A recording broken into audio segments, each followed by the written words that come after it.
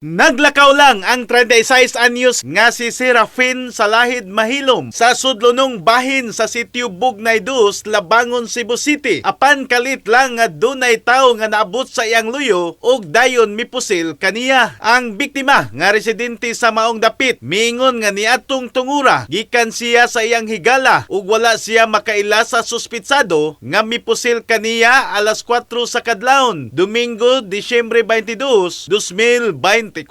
Human sa pagpamusil, daling misibat ang suspek sa wala matino nga direksyon ug wala sab matino ang kalibre nga armas nga gigamit sa pagpusil sa tuong tiil sa biktima. Ang biktima mitug-an sa Labangon Police nga nagbinugtong lang ang suspitsado nga nagsulob og long sleeve nga color pink nga naka-short pants kini nga maong. Gisubay karon sa Labangon Police kun dunay hulga sa kinabuhi o personal nga atraso sa biktima nga posibleng maoy motibo sa pagpamusil. Ang biktima daling gihatod sa barangay ambulance sa Cebu City Medical Center. In the heart of changing lives, ako si Brigada Alan Tangkawan sa 90.7 Brigada News FM Cebu, the Music and News Authority.